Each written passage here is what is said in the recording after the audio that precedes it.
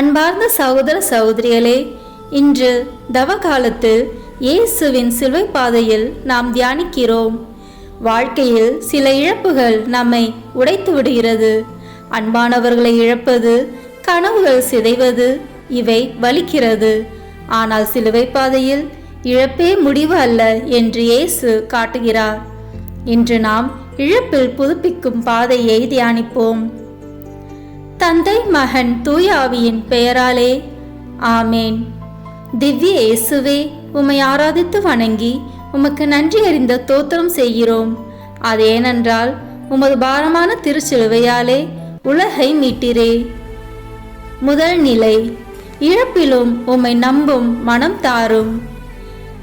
இரண்டாம் நிலை, எங்கள் இழப்புகளையும் உம்மிடம் ஒப்படைக்கின்றோம்.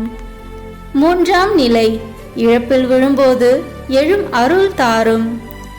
நான்காம் நிலை, இழப்பிலும் அன்பில் ஆறுதல் கிடைக்கட்டும். ஐந்தாம் நிலை, இழப்பில் இருப்போருக்கு துணை நிற்கச் செய்யும். ஆறாம் நிலை, இழப்பின் கண்ணீரை துடைக்கும் கரமாக மாற்றும். ஏழாம் நிலை, மீண்டும் இழப்பை சந்தித்தாலும் உறுதியாய் நிற்க அருளும். எட்டாம் நிலை, இழப்பில் அழுவோருக்கு ஆறுதல் தரும் இதயத்தை தாரும். ஒன்பதாம் நிலை, இழப்பிலும் உம் கிருபையில் நிலைத்திருக்க செய்யும். பத்தாம் நிலை, எங்கள் வெறுமையிலும் உம் அருள் நிரம்பட்டும்.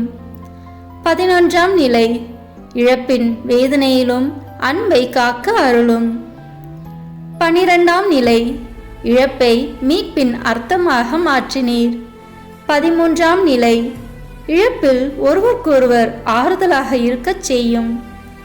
14ஆம் நிலை, இழப்புக்கு பின் புதிய வாழ்க்கை உதிக்கட்டும். எங்கள் பேரில் தயவாயிரும் சுவாமி, எங்கள் பேரில் தயவாயிரும், எங்கள் பேரில் தயவாயிரும் சுவாமி, எங்கள் பேரில் தயவாயிரும். மரித்த விசுவாசிகளுடைய ஆத்துமாக்கள் சர்வேசனுடைய இரக்கத்தினால் நித்திய சமாதானத்தில் இளைப்பாற கடவன. ஆமேன். கர்த்தாவே, இன்று இழப்பில் புதுப்பிக்கும் பாதையில் நீர் எங்களுடன் நடந்தீர். எங்கள் இழப்புகளின் வழியில் உம் ஆறுதலை அனுபவிக்கச் செய்யும். உடைந்த வாழ்க்கையை புதியதாக மாற்றும் கிருபையை தாரும். எங்கள் பாதை உம் உயிர்ப்பின் நம்பிக்கையில் நிறையட்டும். ஆமேன்.